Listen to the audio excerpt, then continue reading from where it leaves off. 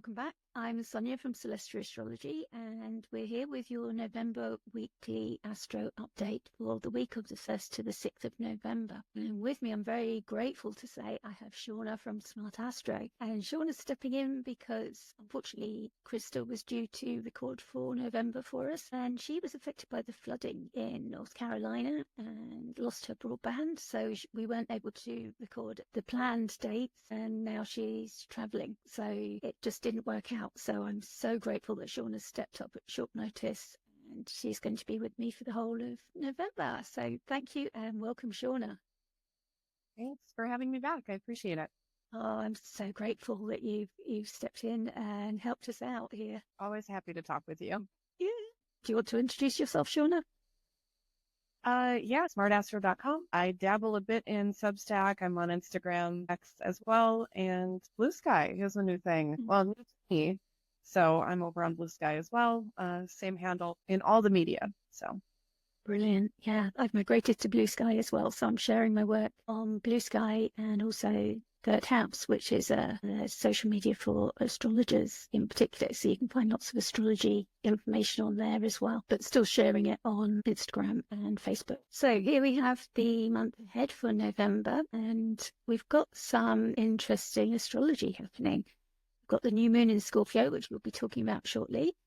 We've got Mercury entering Sagittarius, and that's interesting because it will be for quite an extended time. Before Mercury enters Sagittarius, it's going to make these trines to the outers, a trine to Neptune, trine to Mars, and a sextile to Pluto, all at the anaretic degree, while Neptune and Pluto are at 29, while Mars is at 29 of Cancer. They're going to be speaking to Neptune, so he's going to be sharing those messages from the outers with us. So that's going to be an interesting time to look out for.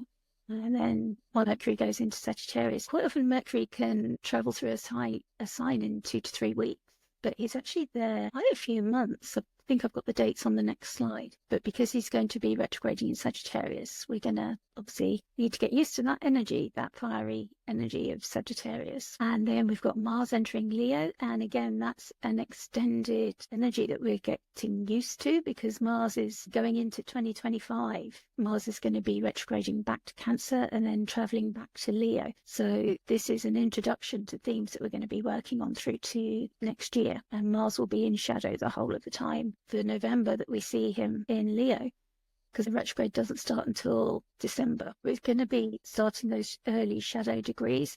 So a lot of the things that come up while Mars is in Leo, we're going to be going back over in December.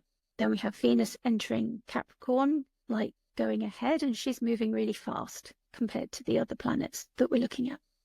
Saturn will station direct in Pisces, which is again interesting because Saturn's been retrograding through Pisces, and they're gearing up for both Saturn and Neptune in early 2025 to both move into Aries almost together, which is a very significant transit for 2025. So this station direct is the beginning of that, and then Saturn will now start moving forward, meaning towards finishing up the time in Pisces, moving to Aries, although I believe it's going to be a retrograde.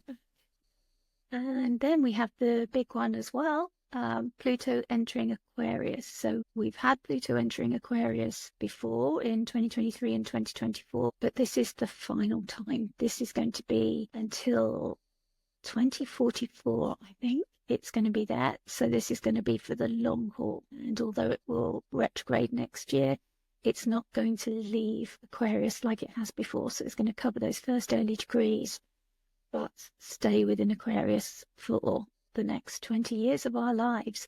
And it's saying goodbye to Pluto and Capricorn. So everything we've been working on while Pluto's been traveling through Capricorn is closing up and finishing by the 19th now.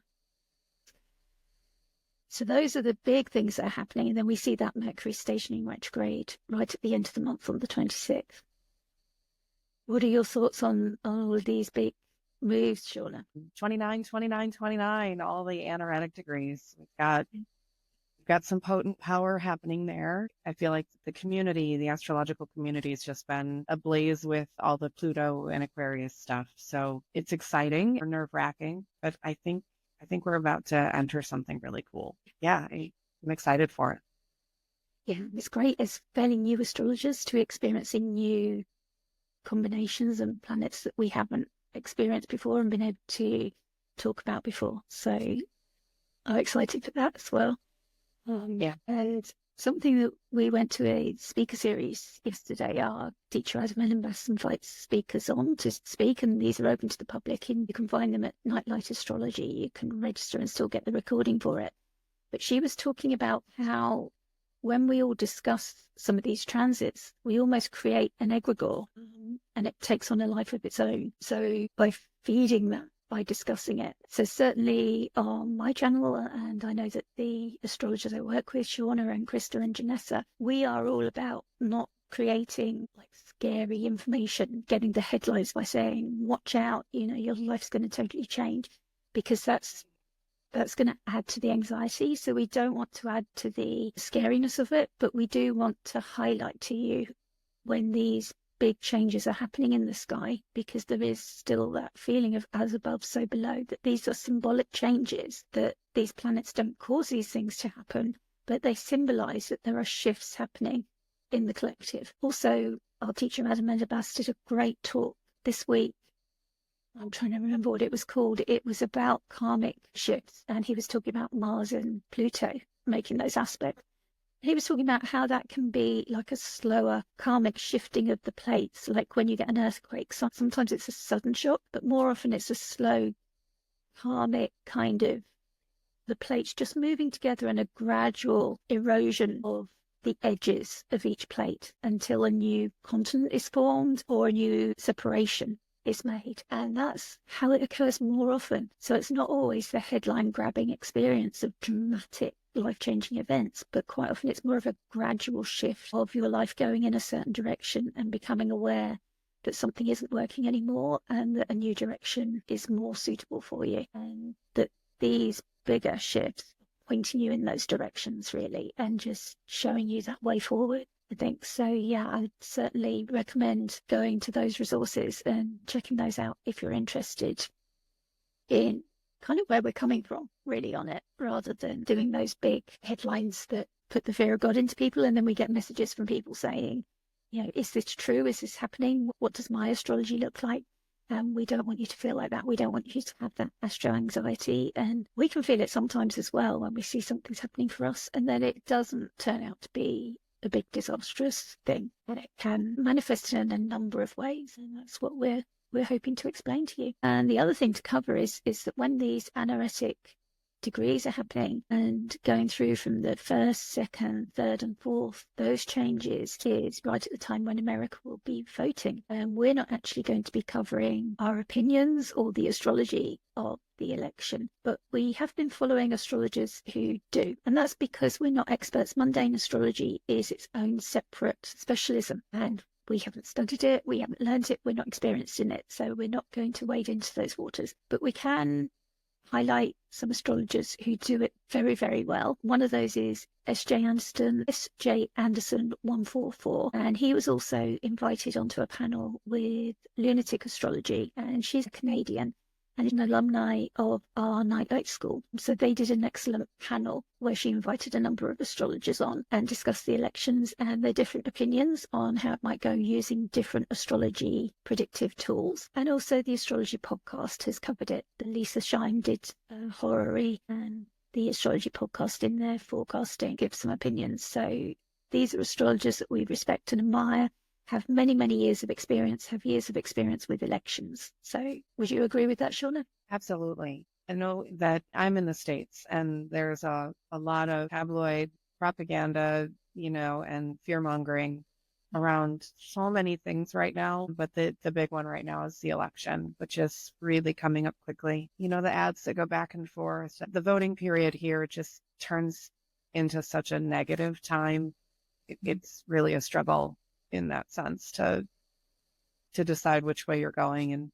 But even Catherine Urban has done some really lovely, interesting talks on her past predictions for electional things, just discussing candidates' charts and things like that. And she's touched on some stuff moving ahead too. So that's a really great resource as well. But SJ is fantastic.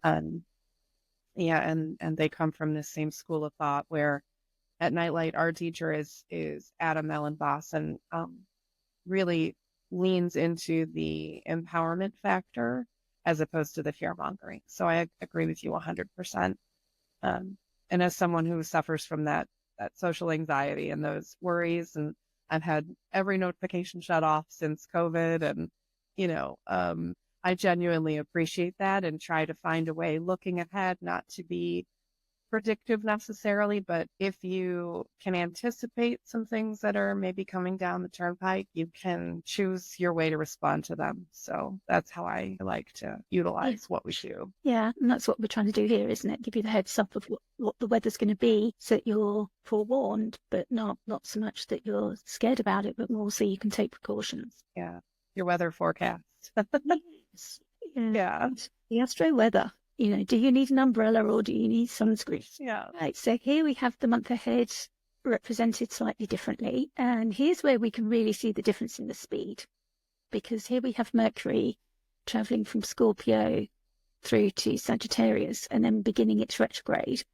And we see that the distance that Mercury's traveled there. So Scorpio being the fixed signs. So we're looking at that affecting Scorpio, Aquarius, Taurus, and Leo. And then traveling into the mutable sign of Sagittarius, which would affect Sagittarius, Pisces, Gemini, and Virgo. And then you see Venus and how much of the sky that she's transiting through. And usually Mercury would cover more than Venus. Mercury usually travels faster, so you can see how he's gone slower as he's stationing. And she's traveling from Sagittarius through into Capricorn. And Capricorn there is on the cardinal side. So that's Capricorn, Aries, Cancer, and Libra that are affected. So while we're in the cardinal signs, we then think of Mars, who's also in Cancer, and Mars leaving Cancer, which is cardinal, and moving into fixed Leo, and fixed again being Scorpio, Aquarius, Taurus, and Leo. And again, we can see how far Mars will travel into Leo, and we'll soon be reaching that stationing degree of 6 degrees. Is where it will station, but it won't quite reach it by the end of November. Then moving around the wheel, we see Jupiter is staying in Gemini, and Jupiter's a lot slower, so it doesn't cover so much of Gemini. Uranus is just retrograding there happily through Taurus, and that's Chiron there in Aries. Going back to the nodes, they've finished up their last eclipses in the Aries and Libra axis, and they're heading now towards Pisces and Virgo, where the eclipses will be next year. We have Neptune coming towards the last degrees of Pisces.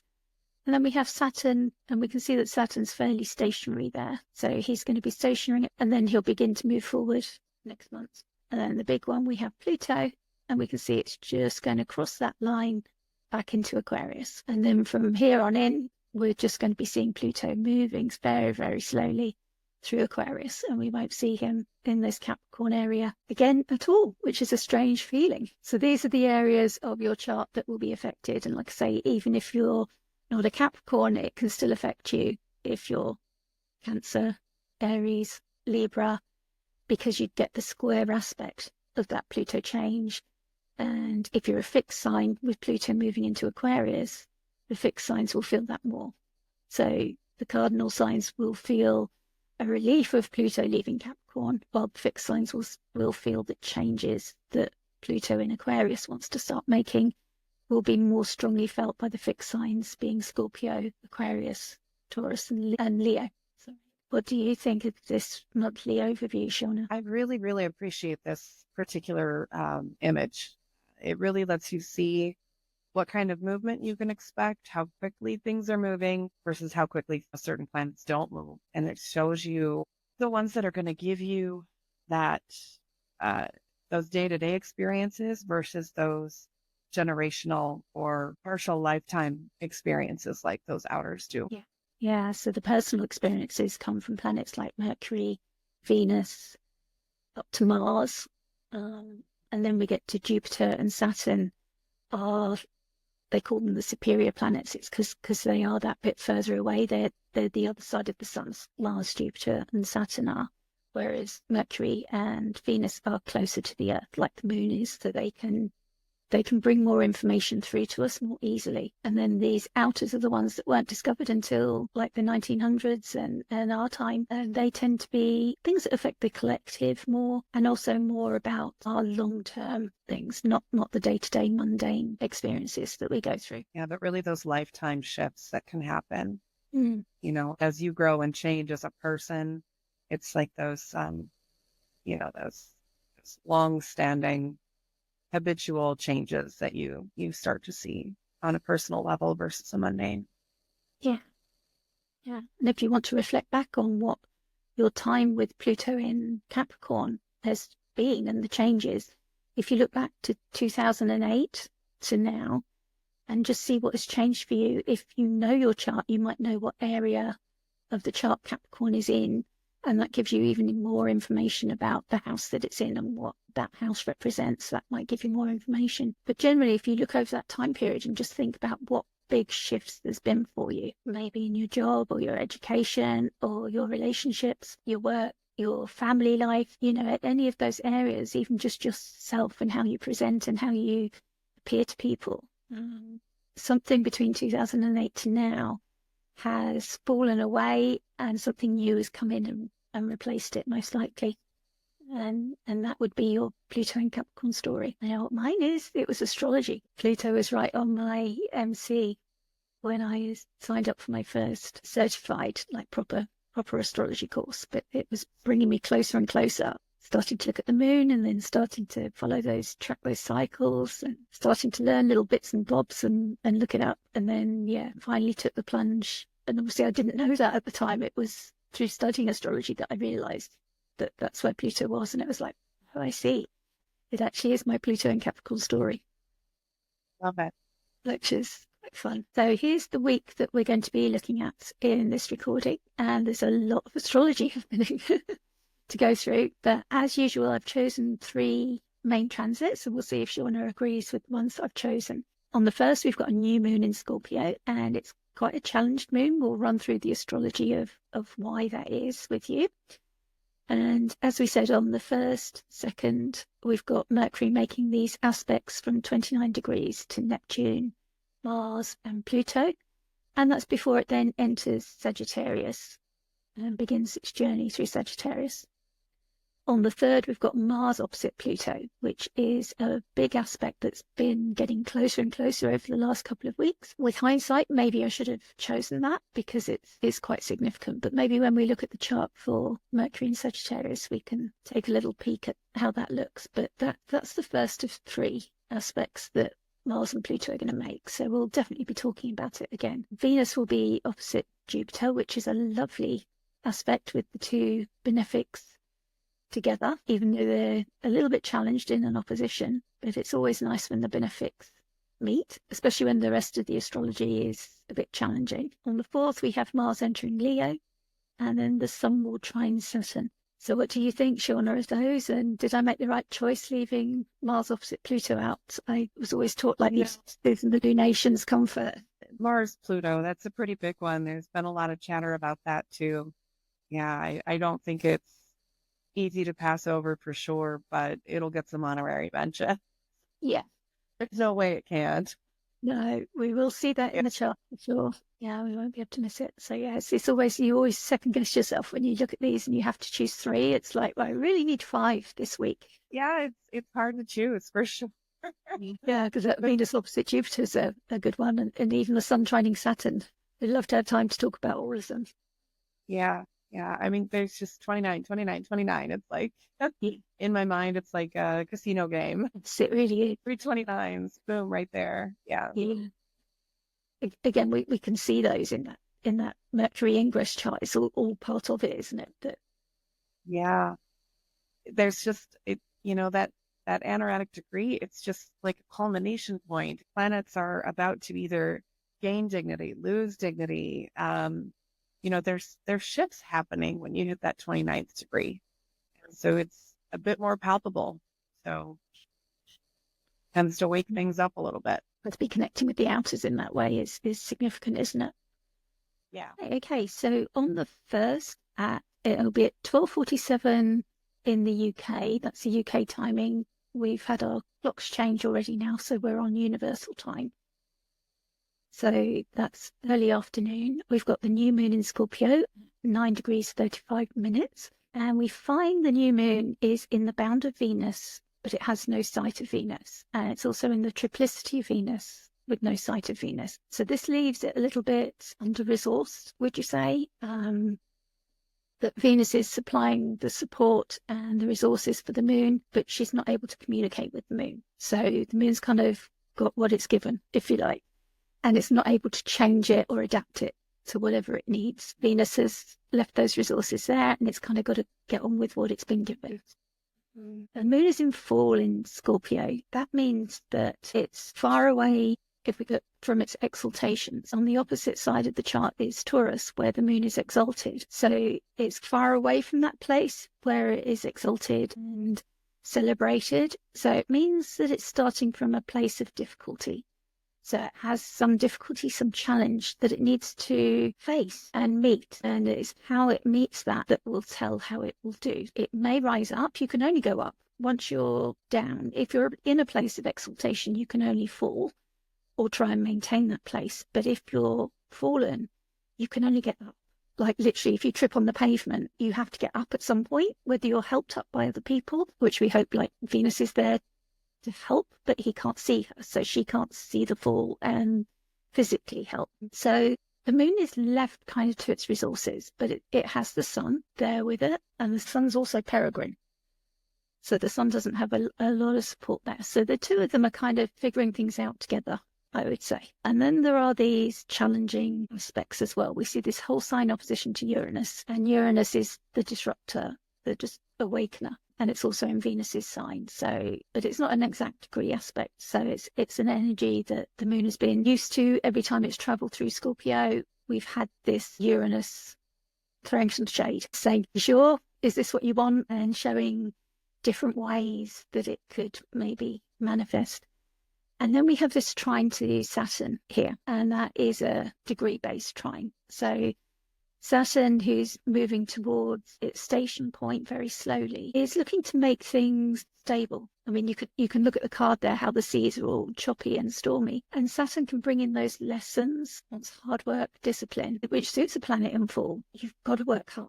But Saturn's also in this dreamy place of Pisces, which wants to spend the day daydreaming and not really work so hard. And Saturn is really, right, let's get going, let's get organized, let's get, what are you going to do about this? So there's that trine, which is a supportive element. So that's the kind of support that the moon's getting, is this kind of hard teacher coming in saying, what are you going to do? But it's bringing in some spirituality lessons, and also some sight of maybe an endless vista. Like Pisces is the depths of the ocean, like what's underneath the ocean that we can't see. So, given that they're both water signs, I feel like there's kind of things that could be revealed that we're not aware of there, because water holds memories and intuition. So with those two talking to each other, we could maybe find that things come to our awareness that we weren't aware of before, that could help us in this difficult situation, that could help the moon and the sun as they're struggling, and Saturn comes in with these lessons. But maybe it's in a form of something you weren't expecting, something that was hidden deeper in the ocean that comes to our aid. The moon is averse to Jupiter, which is the ruler of Saturn. So that's also another difficulty thrown into the mix. And then we have this whole sign trine that's coming with Mars, who's at the anaretic degree now. So again, that's a difficult degree. Mars is also in this water sign, and Mars is in its fall here in Cancer. So it's really nice to see this, what we call a grand trine of water. But sometimes you can have too much water, because water can be the emotions and the feelings. And some of these planets, Mars and Saturn, are not always designed to be in watery places, so they can struggle against it. But that can also show up really good things, lessons that they need to know, lessons that we need to know, but that come from unexpected places, I would say. So we also see this whole sign sextile to Pluto. Pluto is here, again at the anaretic degree in Capricorn. So maybe that's something to do with us finishing up in Capricorn what we need to do. So maybe these insights are just, okay, we need to finish this job up, and you've left this, pay attention to it. So if these feelings come through your dreams or through intuition or just a way that isn't the normal way that you receive information, that's really important. And we see that again because the moon is co-present with Mercury, and Mercury out from under the beams is ready to give us that information. And in Scorpio, it is about revealing those things, those deep, watery secrets that maybe haven't been so obvious to us before. And we find the moon in the first decan. And this is a really interesting decan because it's ruled by Mars, and it's in Mars by both the Chaldean, which is the system that we normally use, but also the triplicity system. So whenever a decan is ruled by the same planet in both systems, we pay even more attention. So Scorpio itself is ruled by Mars, and then the decan is ruled by Mars. So this Mars in Cancer at the anaretic degree has really got a message here that's coming through. It really wants us to take action on something that's coming through with this new moon. And astrologer Kira Ryberg has described this as hunger, and Austin Coppock calls it the jawbone. And what he's talking about here is the jaw that doesn't have a stomach that's going to tell it when it's hungry. So there's no information coming from the brain or the stomach. It's just this jawbone that's endlessly consuming. So this is about our desires. What do we really want? The Wild Way deck has given us this card showing intensity of the seal, ready and poised to go after what it wants with its spear, and it's not fazed by the waters behind it. It's not going to be scared. It's going to go for what it wants. And she's going to seek it out no matter what the cost. And she's prepared to strike. And she's asking us to think about, what are we hungry for? And how will we satisfy it? Are we ready? Are we prepared? And the intensity and the raw force of desire is what we find powerful with all this Mars energy here. But what happens if we fail? Because Mars doesn't always get it right. Mars can fight the wrong battles. And perhaps what's worse is fighting fiercely to attain what we desire, and then finding that our hunger hasn't been satisfied with this jawbone that's endlessly consuming. And that's where the potential is for disappointment. And we see that in the keywords: forceful desire, ferocious hunger, and potential for disappointment. So that's what this seal and the card and the decan is actually asking us. So we're asked to contemplate all these eventualities, and Mars is a planet that wants to take action. And maybe at this time we're being asked just to lean into our intuition and our other senses a little bit before we act, just to take our time and consider those eventualities before we just act instinctually to consume and to fight. It's represented by the tarot card, the Five of Cups. This card shows a figure standing in black by a river, and there's 5 cups, and it has 3 that are overturned in front of it that it's looking mournfully at, and then there's 2 behind that are still upturned, and we believe that they're possibly full. And this shows like how we can focus sometimes on the disappointment, and we can forget that we still have many blessings. And it's asking us to remember what those blessings are and how we can still do a lot with those. Those 2 cups are actually enough to sustain that figure and to take him forward. But while we're only focused on what we've lost or what hasn't worked, we can't actually really take action. So those are my thoughts on the moon, and I've done a full episode where I've drawn in some other thoughts, a beautiful verse from T. Susan Chang, also about how the water holds our memories and our mourning, and how it's time to mourn, but how we're also meant to carry on and endure and survive. So you can find that as well on my YouTube channel if you want to find out more about the threads of this new moon. There's a lot to it. But yeah, my main advice would be, take your time, consider what action, because we do plant new seeds at a time of a new moon that can carry us forward for either a month or 6 months. There's various cycles with the new moon, but also for a 2-year cycle of a moon family. So whatever we start now can be important. And when there are these challenges of these 29-degree planets, I kind of want to get it right, whatever we start initiating now. Would you agree with that, Shawna? Definitely. I love when you take it through the decans because it really just, it conjures up some images. Austin Coppock, with the jawbone. Immediately I started thinking of the head of the dragon, right? You've got Rahu and Ketu in that story, where it's just Rahu is the head of the dragon, has been severed from the rest of the body, which is Ketu.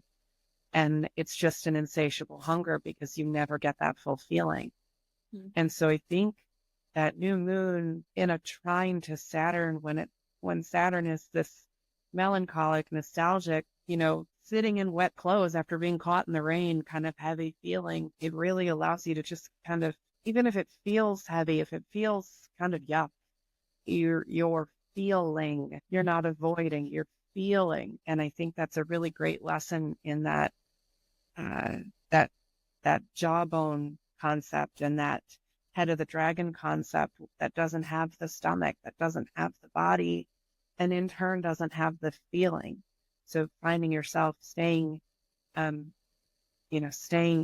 that earthy moment of Saturn, and allowing yourself to have that earth and water mix and just feel that mud, feel the mess and feel the grit and, but the key word being feel, I think is really great. And, when I sat with this particular chart, you go straight to that water trine, and water, of course, always makes you think of feel. So we're back to that, I feel like there's something maybe dark and shadow filled, not to get too kitschy, but with this particular new moon, I feel like whatever this cycle is that's starting is going to be really not just emotive, but, when you think of that Five of Cups, if you're just focusing on the negative stuff, you forget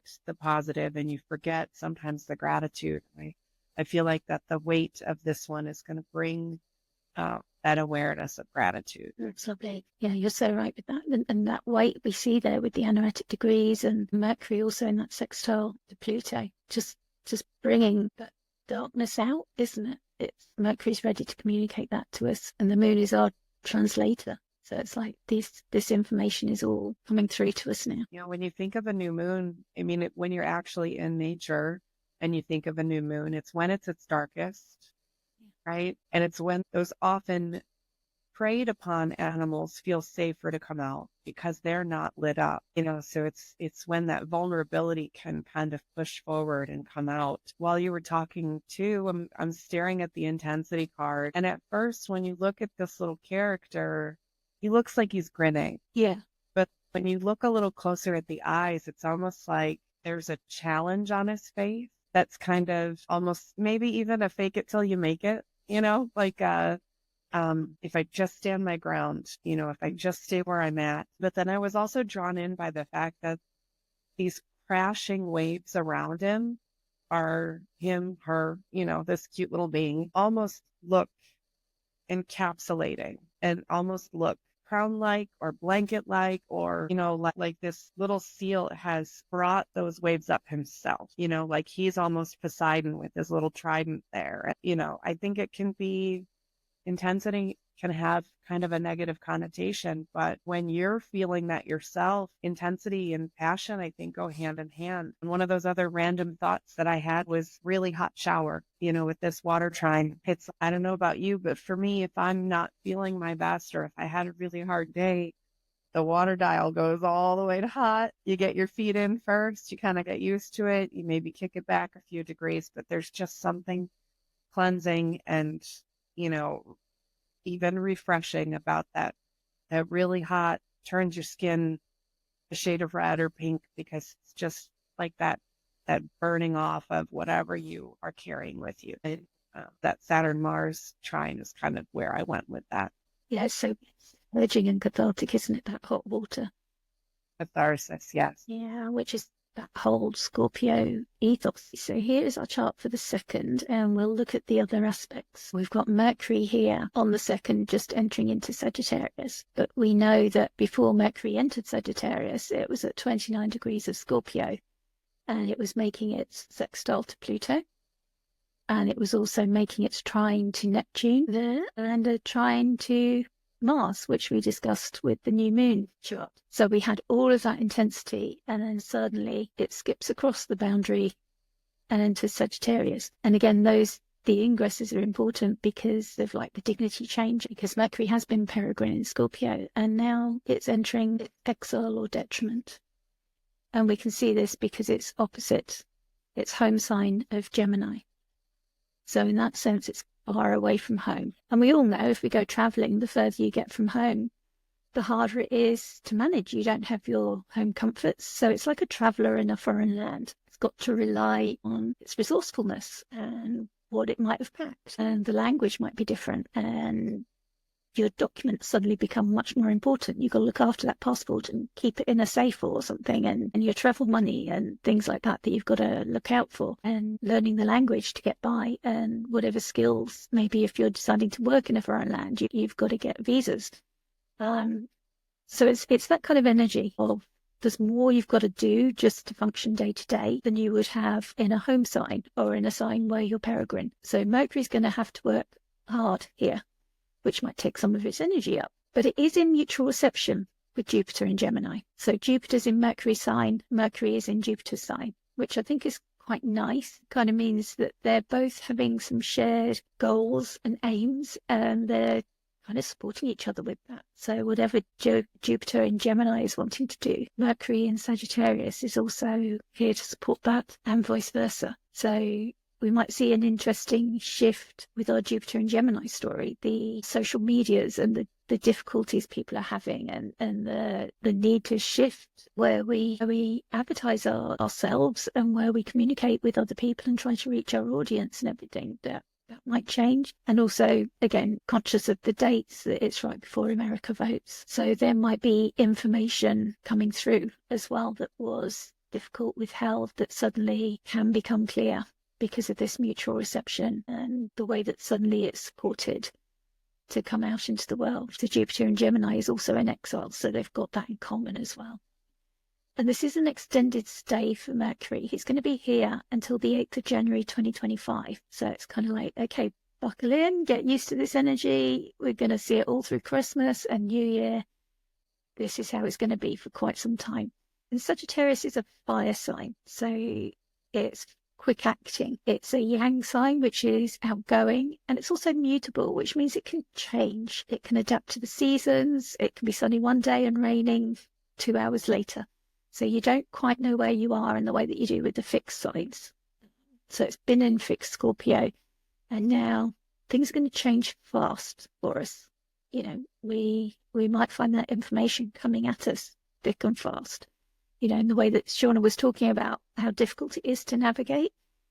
Around this time, we might find that getting like even more so from the information that comes through when it's at the 29 degrees and it's speaking to the outer planets, those changes, and then suddenly the shift into Sagittarius. So the dates that it's in shadow from the 7th of November, once it reaches 6 degrees of Sagittarius, it will then enter its shadow. And that means that things that are said and done and things that we do ourselves at that time will be going back over when Mercury retrogrades. So we might expect that we'll have to review or redo them.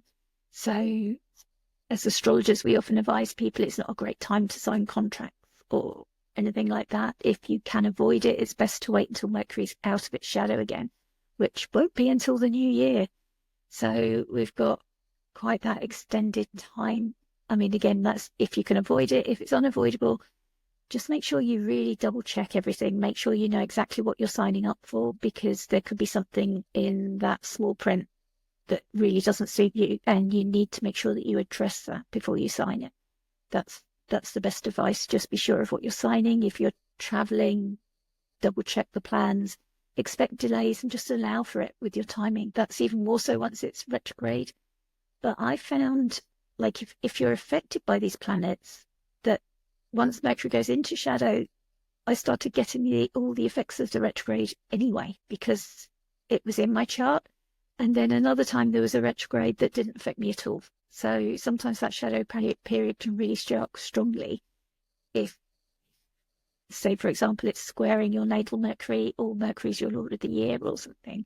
And then another time a Mercury retrograde can come and go and you wouldn't notice a thing. So, I mean, obviously not everybody's affected by all these things all the time. But if you start to notice things go wrong, then pay attention to it. But again, we don't scare everybody. The world doesn't stop. Everything keeps turning. But yeah, just pay that little bit of extra attention. And it's co-present with Venus. So the two start meeting up again. She's still in Sagittarius for the time being until she moves into Capricorn. And she's peregrine, so she doesn't have an awful lot of power. And that means just not able to enact her significations.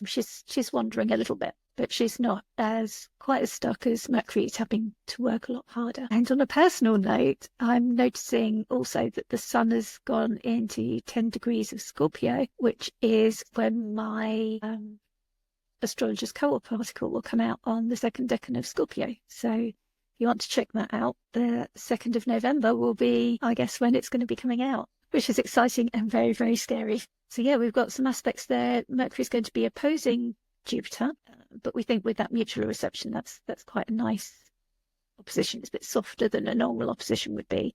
And it's also going to be squaring Saturn and Neptune in Pisces. They're over here. So again, it's with that connection as it moves through Sagittarius, there'll be information coming from those watery signs again. Shawna, what's coming to mind for you as we look at this?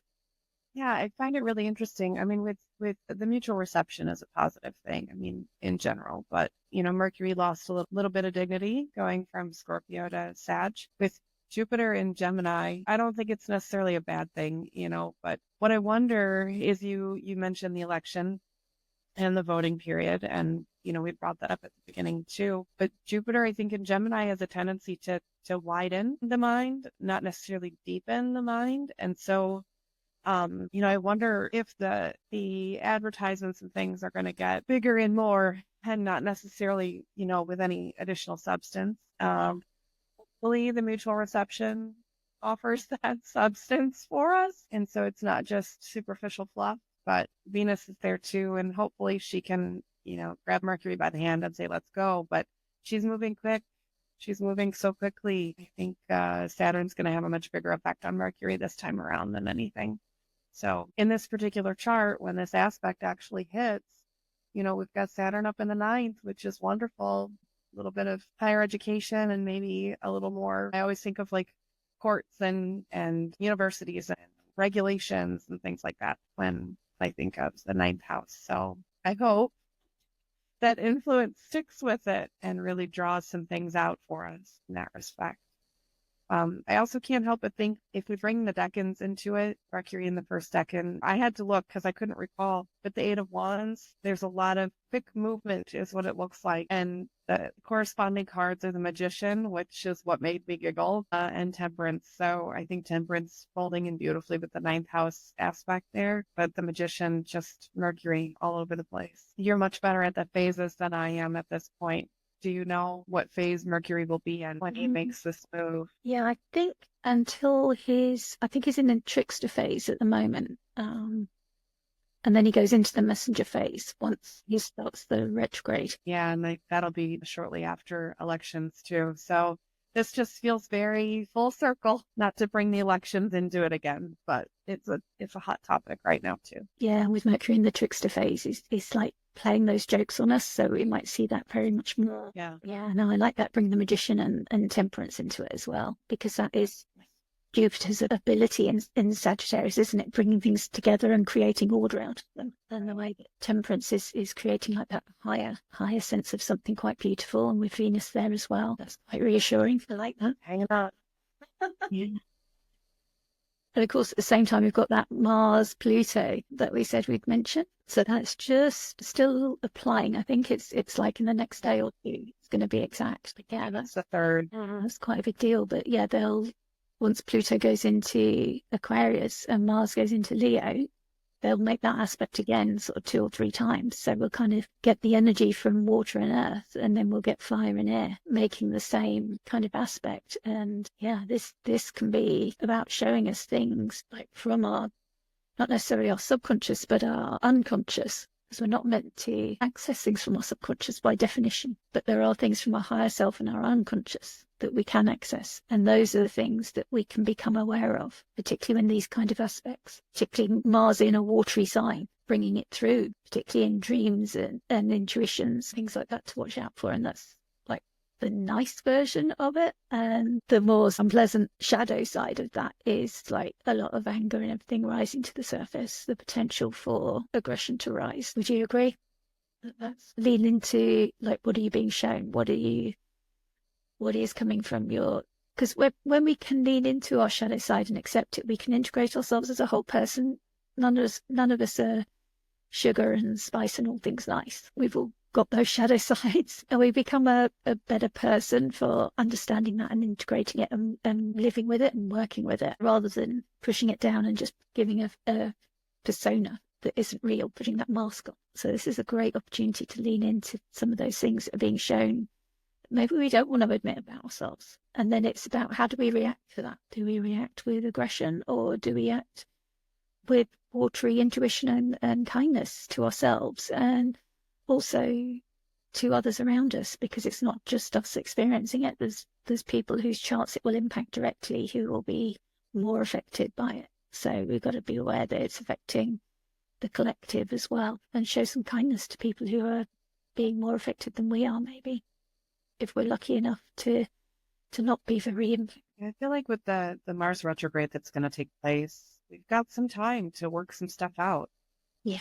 I feel like Mars in Cancer gets kind of softened, and then he gets a chance to gain a little bit of dignity when he moves back into Leo, back into fire, and find the heat. I feel like it's almost kind of indicative of that. You're speaking about acknowledging the shadow side, and it's like when you have a rough day, you come home and everybody at home needs everything from you, and you just kind of lose your temper, you get frustrated, or, that's when you shout at someone that you didn't really mean to shout at, and then you're able to take 5 minutes, regroup yourself, and come back. I feel like this is kind of demonstrative. This retrograde cycle is demonstrative of that kind of a jump rope where you get that few minutes to recoup and resolve internally what's going on, what happened, and then Mars goes back into Cancer, and maybe that's where you make your apologies because you lost your temper. And that, when Mars goes back into Leo, you've learned that lesson.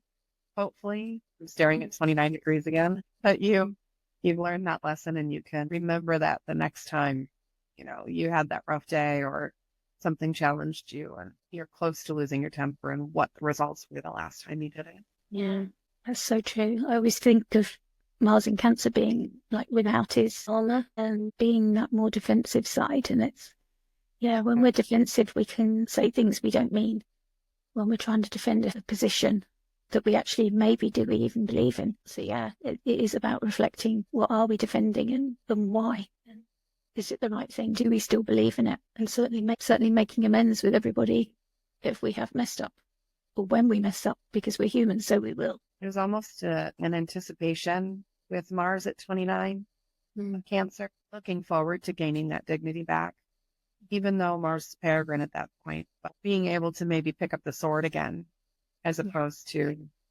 walking around feeling a little aimless, or, looking forward to being able to embrace the passion again, or something like that. Yeah, and just ready to take some action, where he's been sort of in this receptive place, which in Scorpio he's receptive as well, but it just feels like he's struggling a bit more with it in Cancer. There's movement in the water in Cancer, where there's not in Scorpio. It's a lot easier to tread water when it's still. If it's stormy water, it's a lot harder to know which way is up and maintain, and to also keep the energy. Yeah, it's been a rough time. It's been hard for him to help us to do what we need to do, hard for him to enact his significations, and therefore hard for us to keep our motivation. A lot of people have heard people talking about feeling more tired and lacking motivation and energy, and it's like Mars is in Cancer. Hopefully that will change once Mars gets to Leo. Wait it out. But we're not done yet, so you might get a little boost of energy, and then it's going to go again. It's going to retrograde back. But it's a long old journey, and just try and learn what you can while it does. Learn about what rest you need as well, and your routines, what's draining you of energy that's being brought to your attention right now, whether it's the people around you and your family, or, what you're eating, your diet, whatever it is that's around you that's not helping you with your energy. That's what Mars is showing up for us. We have Mars entering Leo, so we've already started talking about that a fair bit. Couldn't help it seeing Mars at 29. So Mars enters Leo on the 4th in the UK. What is it? 4. So that would be 4:09 a.m. So it might be a different time or day in the US. And the Sun is trining Saturn on the same day. So yeah, that's interesting. The Sun in Scorpio has the trine to Saturn on the same day. So Mars is leaving its fall and moving into Leo, which is fixed and solid. So Mars is used to that energy because it's got a fixed sign of Scorpio that it rules. It's Yang, which is outgoing energy, and it's fire. So although Mars doesn't have specific dignity, its peregrine here is a wanderer, it is more aligned to energy that Mars is more comfortable with than when it was in full. And it also has dignity as the lord of the last decan, but it won't get there until June of next year because of the retrogrades back into Cancer. So we've got a while until it gets that dignity of having the last decan of Leo. And it will be in its shadow. It has been in its shadow since the 5th of October, 17 degrees of Cancer. So we might have found that things feel difficult and harder, and we might find the action that we've taken, that we will be going back and reviewing it and changing it. There may have been setbacks. It's not a great time for initiating new things, generally. It is a time to, I suppose, lean into our feelings and our relationships while Mars has been in Cancer. But now, while Mars is doing that direct in Leo, we can take some actions, but just know that you may be returning to them, depending on how it hits your chart. Again, it's not for everybody, but it's likely it will affect some people that you know. It will return to Cancer on the 6th of January, 2025. So we're here in Leo now till the end of the year, and for about 2 months, and then it will return to Leo on the 18th of April. So we've kind of got an introduction to how it's going to be, and then in April it will be going nice and direct over the same degrees, and we'll be able to get some forward motion going until it gets out of the shadow. We'll be reviewing some of these things, but at least we know that Mars will be traveling direct and picking up some speed. It'll station direct in Cancer at 17 degrees, and that will be on the 24th of February 25. So it gives us some feeling of the timeline. We're looking at quite a long timeline as opposed to a Mercury retrograde, which is a lot shorter. It's just a few weeks. When it leaves its shadow, it'll be opposing Pluto in Aquarius, which I think is quite interesting. So we've already been talking about the Pluto opposition from Cancer to Capricorn. And when it leaves its shadow, it will be meeting Pluto in Aquarius. So there will be that different story from the Cancer-Capricorn story that we've got now. It'll be a different story, the Leo and Aquarius one. So Mars is squaring the Sun in Scorpio, and it's squaring Uranus in Taurus. So it's got that information coming from the Sun. So that's a nice mutual reception we have there from Mars in the Sun sign and the Sun in Mars's sign. So again, that's a combination of topics that they're working on, and a support there from the Sun to Mars and Mars to the Sun. And then the square to Uranus in Taurus, another fixed sign, but where Uranus is trying to disrupt things a little bit more. And then it's trine Mercury, newly moved into Sagittarius, trining the moon on the ingress, because we look at the ingress chart as carrying the energy forward of the time. So this is the time until the new year that it's carrying forward. So it's got that trine there to the moon. So there's still some feelings coming through there from the moon in fiery Sagittarius, matching the fire of Leo, really, and a sextile to Jupiter in Gemini. So that's there. What do you think of this chart, Shawna? Given everything we've said before. It was a nice flow, actually, talking about that, 10 degrees moving into Leo. I think that Mars Sun square is interesting. It will get just a little bit of relief, Mars Pluto, but I don't think that's going to last. I think the dynamic definitely changed, though, on that second pass when Mars makes it back to Leo. Yeah. That should be interesting. Again, I don't think it's a bad thing. I've joked with you privately about Pluto being, like a big brother to me. It's it's okay for Pluto to pick on me, but if anyone else does, it's not happening. I'm excited about Pluto moving into Aquarius, but yeah, the applying square from Uranus too. Feels like Mars has got some work cut out. I don't know why, but Mars has definitely got some work cut out.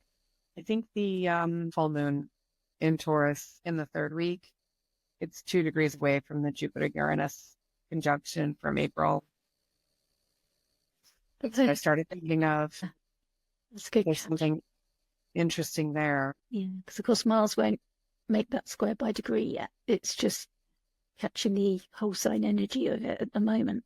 And yeah, by next year, I'll have to check if Mars actually makes that square, because Uranus might have moved by the time Mars gets to 25 of Leo, the late degrees of Leo. Yeah, because Mars won't leave until June Yeah. next year. Is that right? Yeah, so he's bound to connect with Uranus at some point. I don't recall when Uranus stations, but yeah, because they're so far, they go retrograde.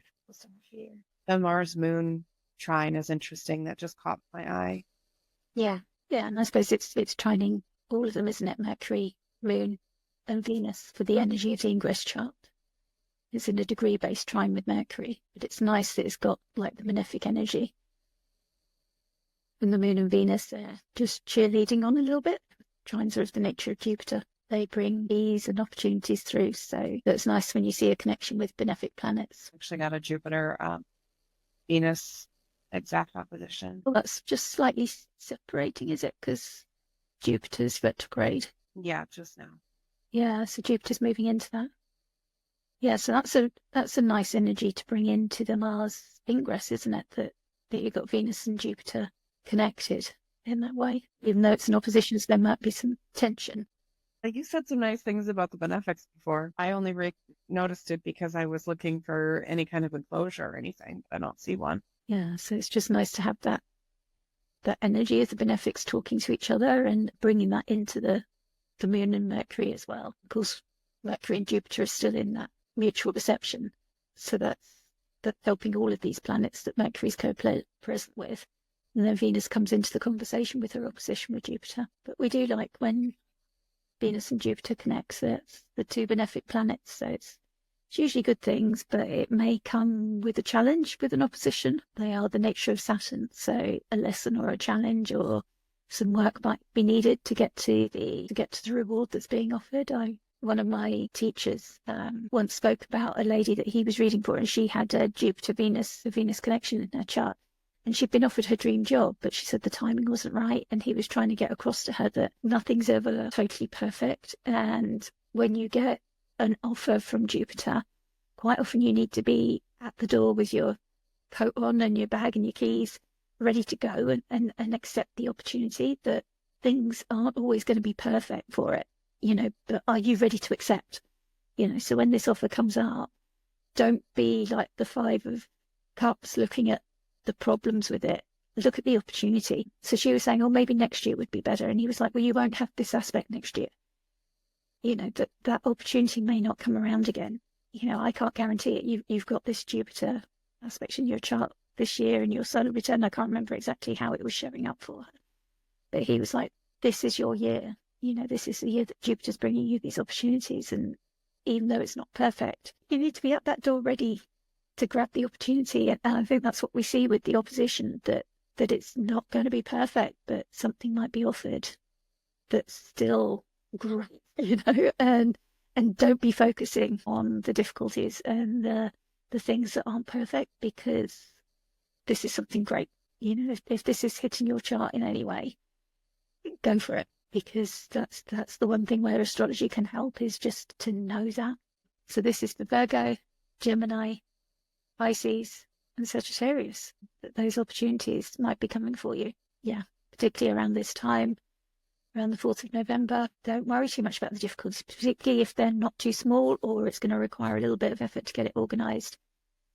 Take that leap, do the thing. It's your time. And yeah, just know that it's not all going to be perfect, I think is what that's saying. Would you agree? You're totally right. The nature of Saturn. So if things aren't just right, that's too bad. You're going to have to take the chance, grab your parachute and jump, take the leap, and it'll open. Have faith.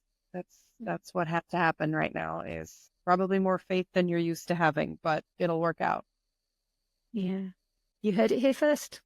Yeah. Yeah. And of course, Jupiter's the planet of faith, and he asks us to have faith in him, trust his wisdom. Okay, so that completes the week of the 31st to the 6th of November, and Shawna and I will be back with you next Wednesday, and we'll be covering the 6th to the 13th. So thank you so much for joining us. Please remember to like and subscribe if you enjoyed this. It really helps us to know to keep going and to keep producing this content for you. And Shawna, do you want to remind everybody where to find you? Yeah, available for booking, smartastro.com. SmartAstro is the handle on all the media. So the Instagram, X, Blue Sky, Substack. Yeah, can't wait to hear from you. Yeah. So if you like the way Shawna talks about astrology or the way I talk about astrology, we're both available for readings, and you can find me at celestialastrology.com. Thanks for joining us.